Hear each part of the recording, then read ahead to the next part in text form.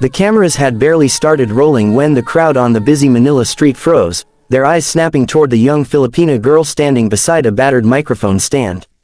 Her fingers trembled, her lips pressed together, and her hair, sun-kissed from years of harsh daylight, fluttered in the warm afternoon breeze. But the moment she opened her mouth, the air changed. That voice, raw yet heavenly, cut through traffic horns and market chatter like a blade wrapped in silk. It was the kind of sound that made strangers stop mid-step and parents lift their children just so they could witness something unforgettable. And little did anyone know, this same street performance would eventually shock Simon Cowell himself. But before all of that happened, the story of this young street singer had already begun long before anyone cared to listen. And today, you are about to watch her journey from dusty sidewalks to the world's biggest stage. But before we dive into her emotional true story, welcome back to the channel. Here we bring you powerful true stories, emotional transformations, and jaw-dropping audition journeys that will stay in your heart long after the video ends. If you love inspiring stories, performances that give you chills, and real people rising above impossible odds, make sure you stick with us till the end. Now, let's get into it, because this is one of the most unbelievable singing journeys you'll ever hear. Her name was Althea, 19 years old, barefoot, a worn-out backpack slung over her shoulder. She had the kind of face that always looked like it had just stopped crying, though she didn't want anyone to know. Every day she sang on the same corner near Quiapo Church, her voice battling jeepneys, vendors, and the unforgiving Manila heat. Some days she earned enough to eat. Some days she didn't, but she always sang. Because singing wasn't just her passion, singing was her survival. Her mother had passed away when she was 14. Her father, a small-time tricycle driver, struggled to make enough for both of them. But one evening, after weeks of fatigue and stubborn coughing, he collapsed on the very road he drove on. The hospital bill was too expensive, the medication too costly, and within 2 months, he was gone too. With no siblings and no relatives willing to take her in, Althea lived between temporary shelters, street corners, and sometimes, when she was lucky, behind a kind vendor's stall. But she never begged. Instead, she sang. In the beginning, her voice cracked from hunger and exhaustion. But as the years went by, her voice gained depth. Pain had a way of sharpening her talent, shaping her into a singer who didn't just hit notes. She made every word feel lived, every lyric feel heavy with truth. People began stopping to record her. Tourists dropped generous tips. Some even said, that girl should be on a stage somewhere. But Althea never believed it. She wasn't polished, she wasn't trained, and she certainly wasn't rich. To her, the idea of performing in front of a famous judge was as far away as touching the moon. One day, a foreign couple visiting Manila heard her singing a Whitney Houston classic. The wife froze, goosebumps running up her arms. She recorded the performance and posted it online with the caption, "The Voice of Manila's Streets." Within hours, the video spread. Overnight, her name was echoing across social media like a rumor of hope. But the biggest surprise came when someone from a well-known talent show reached out to her through a volunteer who worked with street musicians. It was an invitation to audition for a special international edition where performers from different countries were being scouted. But because she had no phone, no email, no permanent address, finding her took days. And when the volunteer finally approached her, holding out the printed invitation, she thought it was a scam. She laughed nervously, shaking her head, her voice cracking as she insisted, "I'm just a street singer. Nobody wants me on TV." But they did. The producers offered her travel, food, accommodations, everything. She hesitated. She had never been on a plane, never held a passport, never even left Manila. She felt unworthy, undeserving. But the volunteer placed a gentle hand on her shoulder and said, "Sometimes God sends a door even when you're not looking for it. All you have to do is walk through it." And so she did. 3 weeks later, Althea stepped into a dressing room with lights around the mirror. Her reflection stared back at her, scared, overwhelmed, but also quietly determined. She wore a simple yellow dress donated by a local seamstress back home who had told her, "If you're going to stand in front of the world, then let the world see who you truly are." Outside, she could hear the host announcing contestants. She could hear the roar of thousands cheering. And somewhere behind those walls was the man she never imagined she'd stand in front of, Simon Cowell. The moment she stepped onto the stage, the audience fell silent. She looked small under the bright white lights, her hands clasped tightly in front of her. Simon leaned forward, scanning her face as if trying to read her entire life story in one glance. "What's your name?" he asked. She swallowed hard. "My name is Althea. I'm from the Philippines." The audience cheered. Simon smiled. "And what do you do?" She hesitated. "I sing on the streets. To survive." Something in Simon's expression softened. "And what are you going to sing for us today?" She looked down for a moment. Then she looked up, her eyes shining with quiet fire. "I'm going to sing a song that helped me get through my hardest days."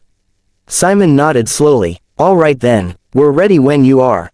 The music began, soft at first, then building. And when she opened her mouth to sing, her voice didn't just fill the arena.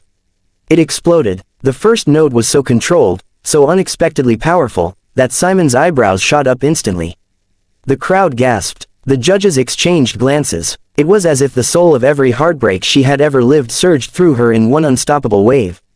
Her voice soared, layered with sorrow and resilience. It didn't matter that she'd never had formal training. Her technique came from pain. Her vibrato came from years of singing on empty stomachs. Her pitch came from raw survival. And her emotion came from losing everything and still finding the courage to sing. Halfway through the song, the camera panned to the audience, and several people were already wiping tears. One woman clasped her hands together, shaking her head in disbelief. Another man whispered, "How is she not famous already?" As the song climbed to its highest note, Althea stepped forward, her voice trembling but strong, hitting a belt so powerful the entire audience erupted in screams. Even Simon, who rarely showed emotion during performances, blinked rapidly as if caught off guard. By the time she reached the final line, her voice cracked, not from lack of skill, but from overwhelming emotion. And instead of weakening the performance, it made it perfect. Authentic, human. The entire arena stood, 1,000 people on their feet, cheering, screaming, crying. Simon stared at her for several long seconds, his lips parted slightly. He took a deep breath before speaking. "That was absolutely unbelievable." The crowd roared. He continued, "You have something that can't be taught. That voice, that emotion, that authenticity, it's rare. Very rare. I didn't expect that, not from someone who's been singing on the streets. But you belong on a stage like this." Althea covered her mouth, tears spilling down her face. The other judges praised her with the kind of admiration usually reserved for legends. One of them said, "You sang with your whole soul. And the world needs to hear that." Another added, "You're not just a singer. You're a storyteller." We felt every word. Simon leaned forward again, his gaze steady, sincere. I know, that this is only the beginning for you." The crowd erupted again, chanting her name. And then came the moment no one expected. Simon reached toward the golden buzzer. The audience screamed as if the roof had lifted. Althea stared, confused, overwhelmed, unable to breathe. Simon pressed it, and in an explosion of golden confetti, her entire world changed. The floor beneath her feet shimmered with gold. The air sparkled. She covered her face with both hands, sinking to her knees as confetti rained down like blessings from heaven. The judges stood, applauding. The audience screamed her name again and again. The host ran onto the stage and wrapped her in a hug, shouting over the noise, "You did it. You're going straight to the finals."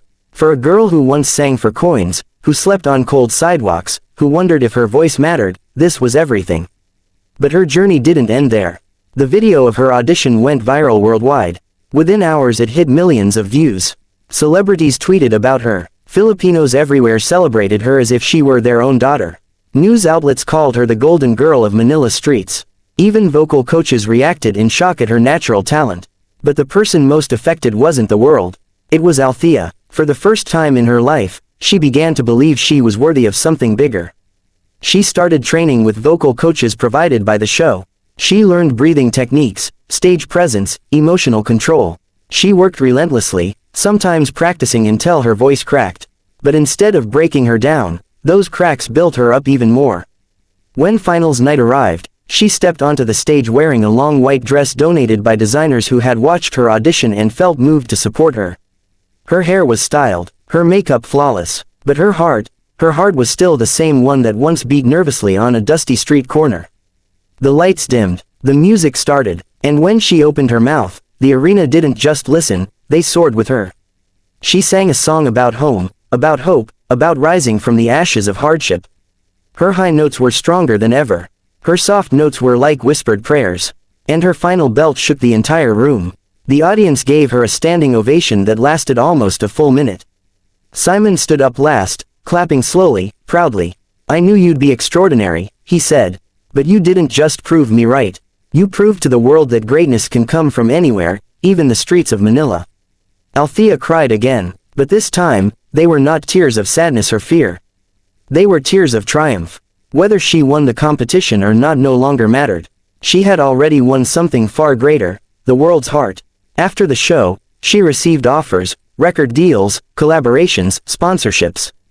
But more importantly, she received letters from young Filipinos, street kids, struggling musicians, single parents, all of them saying the same thing. "You gave us hope." Months later, she returned to the same Manila street where it all began. But this time, she wasn't singing for coins. She was performing for hundreds who gathered just to see her again.